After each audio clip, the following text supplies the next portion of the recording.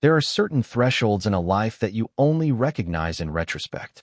They aren't grand, marble archways with trumpets announcing your passage, but quiet, unassuming doorways you slip through without even noticing the frame.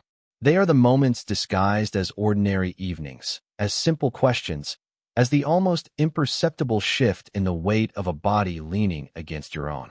For me, that threshold was a Thursday night in late October, illuminated only by the cool, blue light of a muted television. It was the night Liam fell asleep on my couch for the 7th time in 2 weeks, his head in my lap, and the entire architecture of my world, a structure I had painstakingly built to protect myself, began to tremble on its foundations. I remember thinking that the silence in the room was no longer empty, but full. It was packed with the weight of everything I had never said and everything he was, perhaps, beginning to feel. I had known Liam for 3 years, and for 3 years, I had been in a state of quiet, managed adoration.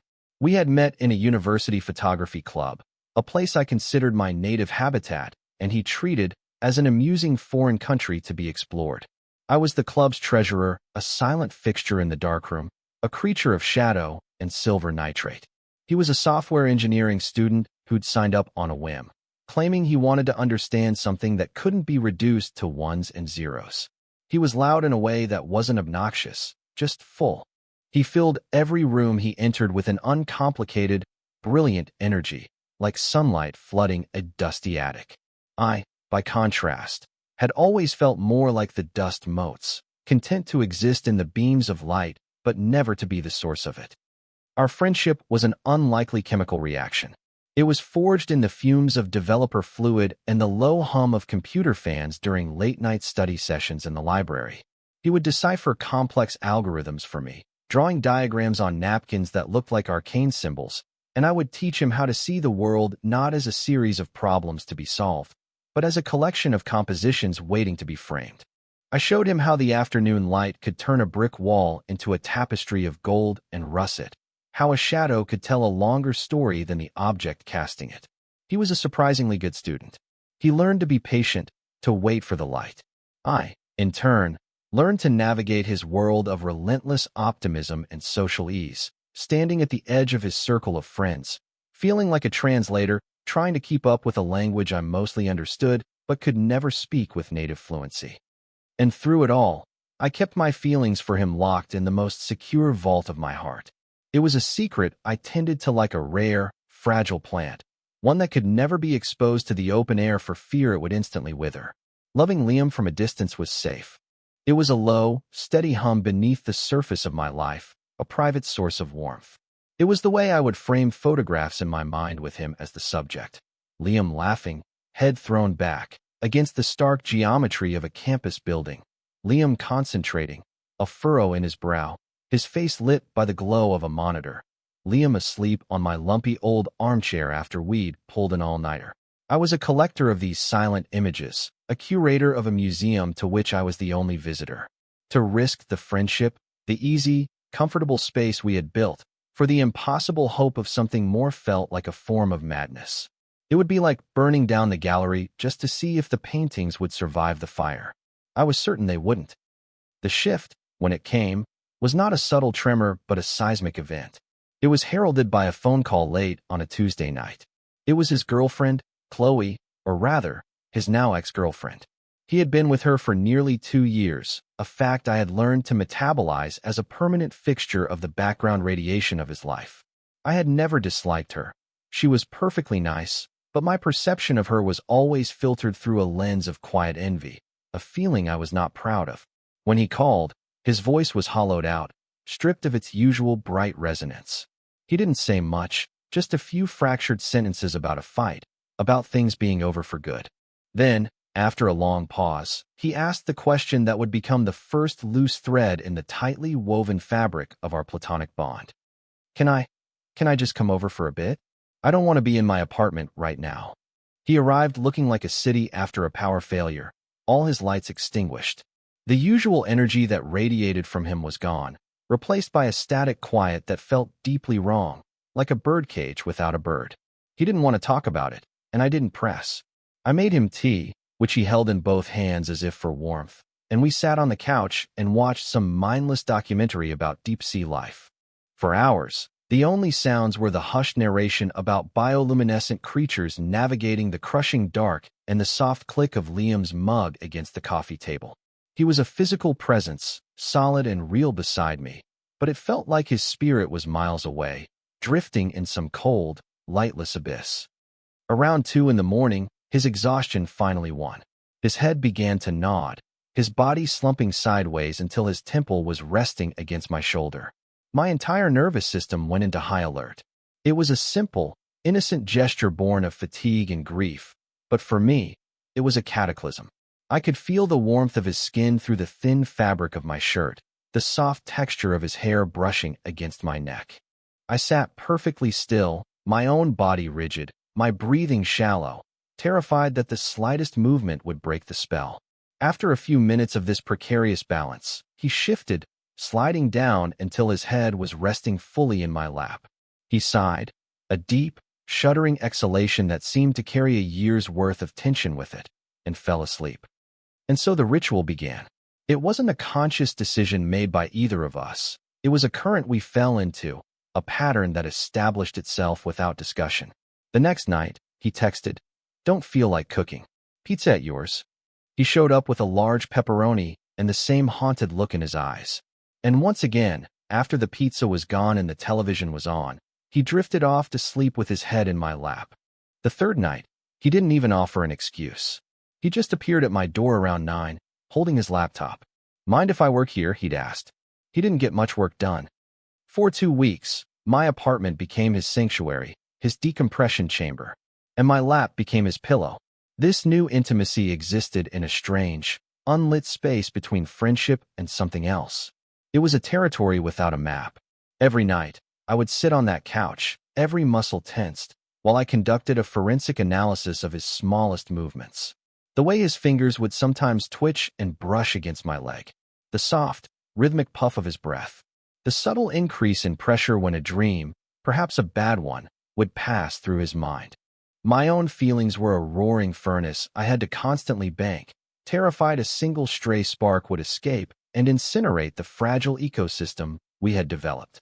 I was his safe harbor, his port in a storm, and I knew, with a certainty that ached, that this was all it was for him. He needed comfort. He needed a warm body to tether him to the present, to keep him from drifting away on the tide of his own misery. I was a utility, a friend. The most exquisite torture of this entire period was the unspoken rule of the open door. My bedroom door. When he would finally stir, long after midnight, I would gently tell him he could take the couch. He would nod, murmur his thanks, and I would retreat to my room, leaving the door slightly ajar. I told myself it was in case he needed something, a glass of water, or if he had a nightmare. But that was a lie I told to the more sensible part of my brain. The truth was, I left it open as a signal, a question mark hanging in the dark hallway between us. It was a silent, desperate invitation that I knew he would never, could never, accept. Every night I would lie in my bed, staring at that thin slice of illuminated hallway, listening to the sounds of him shifting on the couch, my heart a frantic drum against my ribs. The open door was a wound, a vulnerable space I deliberately created, and every morning I would wake up to find it just as I had left it, a testament to the boundary he had not crossed, the boundary I both desperately wanted him to breach and was terrified he ever would. The crossing happened on a Sunday. He had been at my place all weekend, a silent, brooding ghost haunting the edges of my quiet life. We had barely spoken more than 100 words to each other. By evening, the tension in the apartment was a palpable thing, a third presence in the room. The usual ritual felt different. When he laid his head in my lap, there was a restlessness in him I hadn't felt before. He kept shifting, turning his face into the cushion of my thigh, as if trying to hide from something. The air was thick with unspoken things, with 2 weeks of accumulated grief, anxiety, and my own cavernous, aching want. I couldn't take it anymore. The silence was too loud.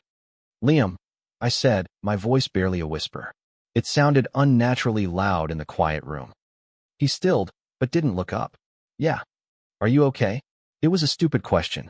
Of course he wasn't okay. He was quiet for a long time. Then he slowly pushed himself up, turning to face me.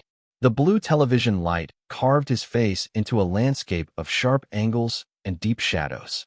His eyes, which I was so used to seeing bright with laughter, were dark and bottomless. They looked lost. "No," he said, his voice raw. "I'm not." He looked down at his hands, then back at me.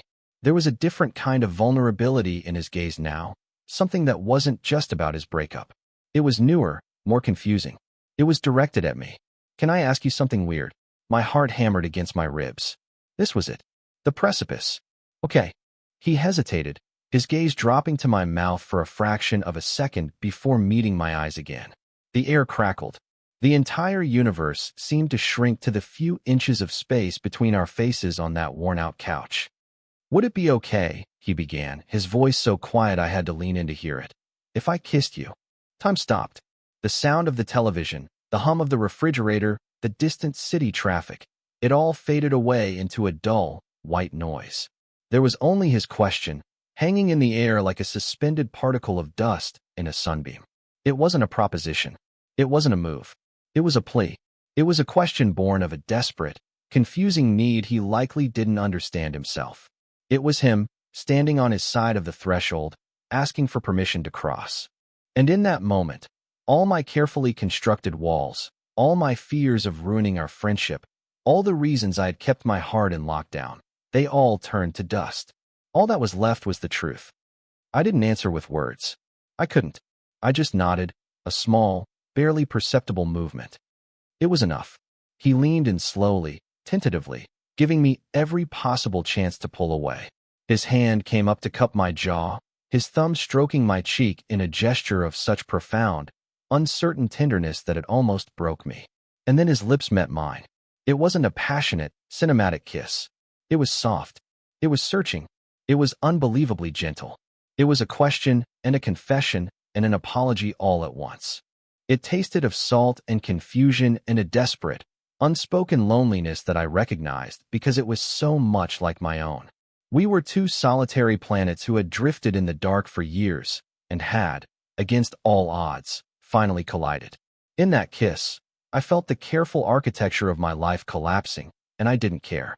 I was just grateful for the beautiful, terrifying ruin. The morning after was a landscape of brutal clarity. I woke up in my bed, alone. The bedroom door was closed. For a wild, hopeful second, I thought he might be in the kitchen making coffee, that the kiss had been the start of a new chapter, the first sentence in a story I had only ever dreamed of writing. But the apartment was silent. A quick glance told me his shoes were gone from the mat, his jacket gone from the hook. He had left while I was sleeping. There was a single, folded piece of paper on the coffee table. My hands trembled as I picked it up. It wasn't a note. It was just a $50 bill. For the pizza, I assumed. The gesture was so cold, so transactional, it felt like a slap. He had paid for services rendered. The comfort, the couch, the kiss. All of it. He didn't text. He didn't call. For 3 days, the silence from his end was absolute, a void that sucked all the air out of my lungs. The hurt was a physical thing, a shard of glass in my chest. I had been a fool. I had misinterpreted everything. I was a port of convenience, a temporary fix for a problem that had nothing to do with me. The kiss hadn't been a collision of planets. It had been a shipwreck. He had washed up on my shore, and now that the storm had passed, he had set sail again without a backward glance, leaving nothing but wreckage behind. The anger came later, a slow, hot tide rising beneath the hurt. Anger at him for his carelessness, for using my affection as a balm for his own ego. But mostly, I was angry at myself for allowing my hope to override my common sense. On the 4th day, I couldn't bear it any longer. The open wound of his silence was becoming infected. I walked to his apartment, which was only a few blocks from mine. I stood outside his door for a long time, my heart a frantic, panicked bird beating against the cage of my ribs. I had no idea what I was going to say. I only knew that the ambiguity was a poison, and I needed the antidote, even if that antidote was a final, painful truth. I knocked. He opened the door, and his face fell. He looked worse than he had the night of the breakup. He was unshaven, his eyes were bloodshot, and he looked like he hadn't slept in days. He was still in the storm. "Hey," he mumbled, not meeting my eyes. He made a move to block the doorway, a clear signal he didn't want me to come in. You can't do that, Liam, I said, my voice steadier than I felt. You can't just open a door and then nail it shut and pretend you were never on the other side. He finally looked at me, and his expression was a wreck of guilt and fear. I'm sorry, he whispered. I shouldn't have, that was a mistake. Was it? I pressed, my voice quiet but unyielding. Or are you just scared? That broke him. His shoulders slumped in defeat. I don't know what I'm doing, he admitted, his voice cracking. He ran a hand through his messy hair, a gesture of pure desperation. I've never felt like that with a guy before. It doesn't make any sense. I'm not. He trailed off, unable to finish the sentence. When I'm with you, it's just quiet. The noise in my head stops. And that night, I just wanted it to stop. And then I kissed you, and it did stop, but something else started, and it terrified me. He looked at me then, a raw, pleading look. He was a man drowning in a sea of his own confusion, clinging to the wreckage of who he thought he was supposed to be. And I saw it all. The kiss wasn't a mistake. It was a moment of accidental, terrifying honesty. His retreat wasn't a rejection of me, but a rejection of a part of himself he had never known existed. He had looked at me like I was the first person to ever really see him, and the reflection had scared him to death. So you ran, I said, not as an accusation, but as a statement of fact. He nodded, shamefaced. I panicked. I'm sorry. I hurt you. I took a deep breath. You did. My voice was soft. But I think you're hurting more. I saw the truth of that statement land in his eyes. I took a small step forward, closing the distance between us, and this time he didn't retreat. You don't have to have it all figured out, Liam. You don't need a map. You have to stop running. He didn't say anything for a long time. He just stood there in his doorway, looking at me as if I were some complex equation he was finally beginning to understand. Then, slowly, he stepped aside and held the door open. It was an invitation.